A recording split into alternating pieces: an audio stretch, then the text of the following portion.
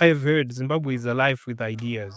Right here at the Celebration Center in Harare, some of the nation's top entrepreneurs and business leaders have gathered. I'm talking about visionaries, innovators, and game changers, all shaping the future of the nation.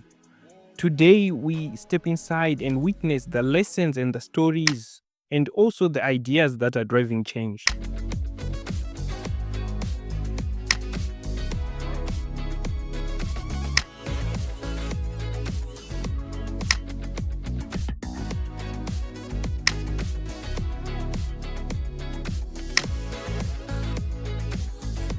Today, we are at the conference center right here in Harare, and we are going to be interviewing some of Zimbabwe's finest and most prominent business minds. So, if you want to know how this event is going to be like, come with us inside.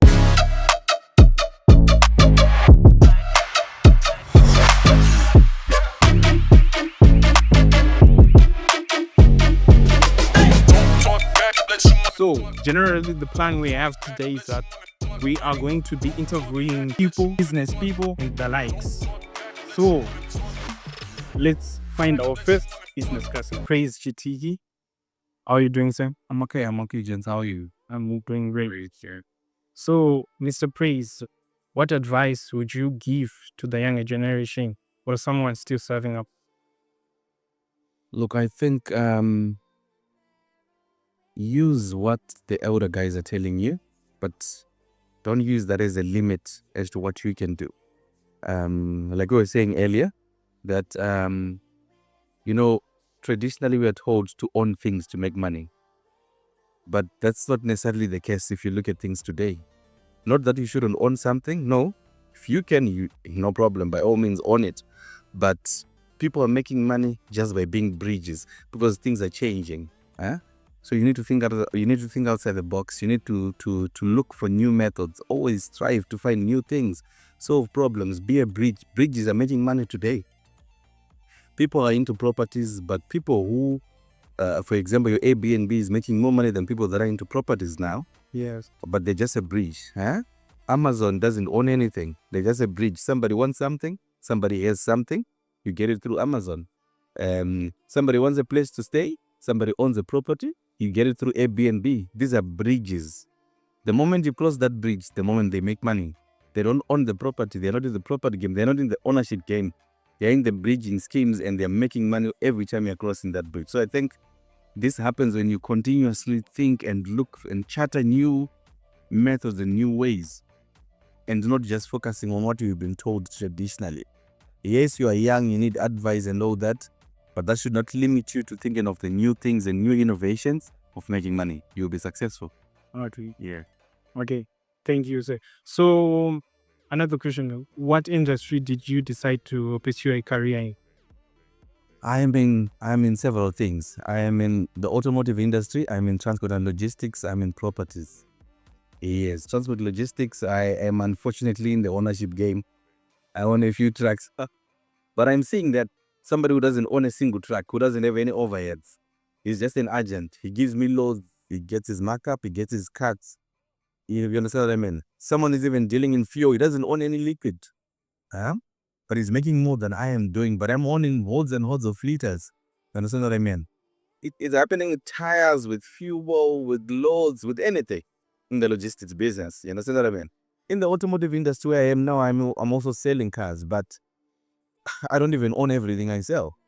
Yeah, you understand what I mean? So what I'm telling you is something that I've actually seen, and I think it's making more sense for the times that we are in right now.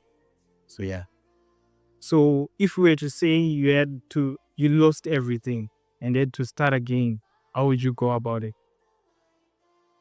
I think if how you started in the very first place was organic, was really from within you, you can always do it.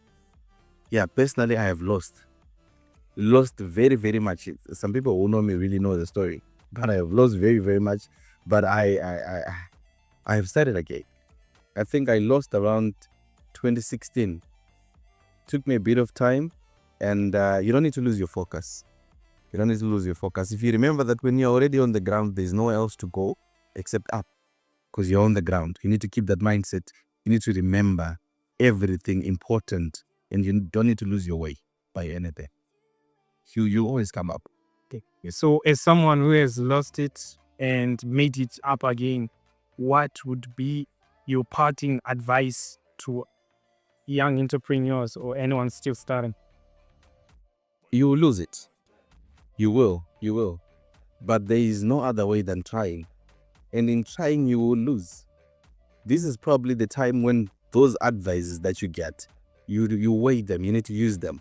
Take the wisdom that you're getting from other people correctly. Take it. You need to understand what they say. But losing, you should not be afraid of losing. You shouldn't be, because there's a little joke that I always tell my friends. I say, why are you guys afraid to venture into business? Because you think you will lose, but you are married.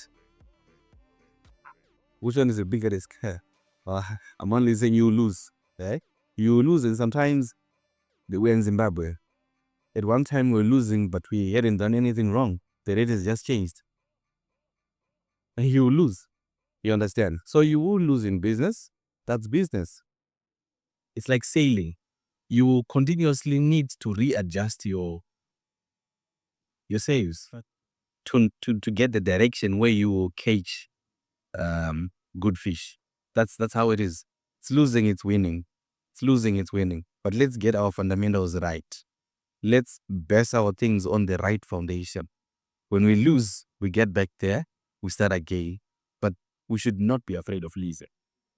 Okay. Totally understood. So, according to you, which industry in the next 5 to 10 years will be most prominent? I think it's just tech. I think AI is taking over. It's taking. I think it's AI, undoubtedly, but that's me. Somebody else could say something else, but I think for me, AI. Okay. Yeah, I think in 5 years, AI would have taken over. A lot of things that we are doing now probably to just be me in an interview without somebody else, just be a robot or something. Everything will be automated. That's what I think. It's already automated in certain other countries, just not it here, but I think AI is definitely taking over. So we need to see how we can remain relevant. So as of this side of the continent, I think there are certain things that the AI is not going to take over. You understand what I mean? There are certain things that AI is not going to take over, and you need those things that you can do with your hands. The human factor. The human factor. You need to, you understand, capitalize on that. Those things that will not, you remain relevant. It's just my 2 senses. Yeah. Thank you very much, Say. It was a pleasure meeting you. No problem. Thanks.